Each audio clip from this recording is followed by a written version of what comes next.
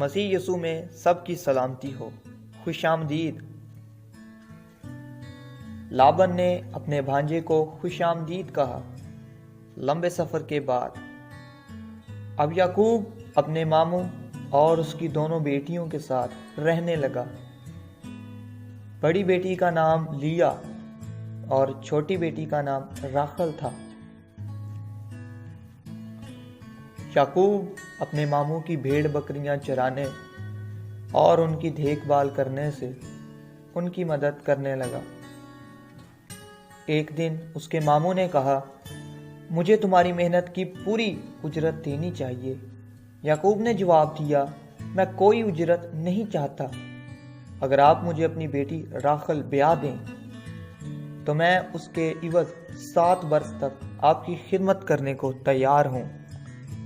یعقوب راخل سے اتنی محبت کرتا تھا کہ اس کے ساتھ شادی کرنے کی خاطر اسے 7 سال کی محنت مشقت معمولی قیمت معلوم ہوئی۔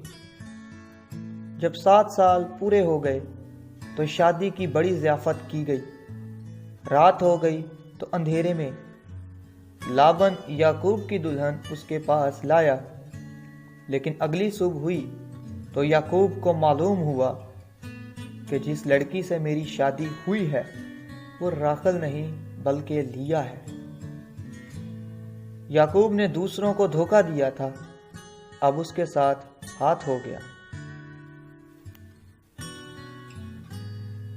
یعقوب نے بڑی تلخی سے لابن سے شکایت کی تو اس نے کہا کہ اگر چھوٹی بہن کو پہلے بیاہ دیا جاتا تو لیا کے ساتھ بڑی بے انصافی ہوتی۔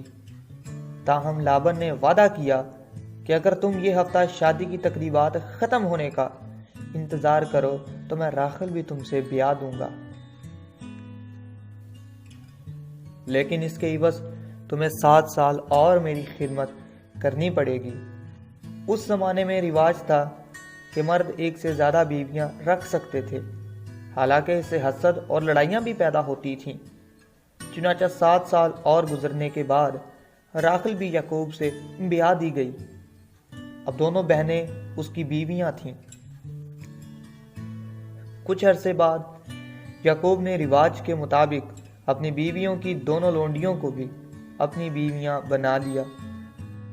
وقت گزرنے کے ساتھ ساتھ یعقوب کے بہت سے بیٹے پیدا ہو گئے، لیکن اس کی چہیتی بیوی راخل کے کوئی اولاد نہ ہوئی۔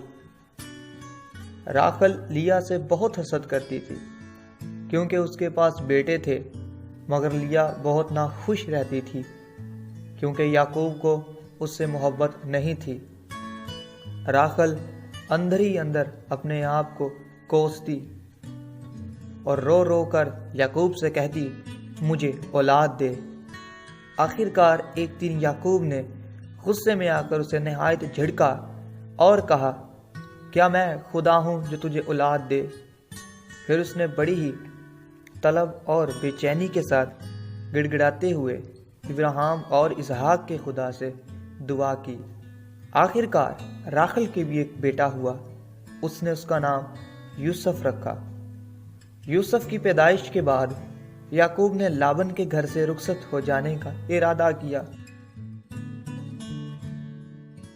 جب سے یعقوب نے گلوں کی چوپانی کرنی شروع کی، بھیڑ بکریوں کی تعداد بہت بڑھ گئی تھی۔ چنانچہ اس نے یعقوب کو راضی کر لیا کہ میرے پاس ہی رہ، اور وعدہ کیا کہ میں تیری اجرت ادا کروں گا۔ یعقوب نے لابن سے کہا،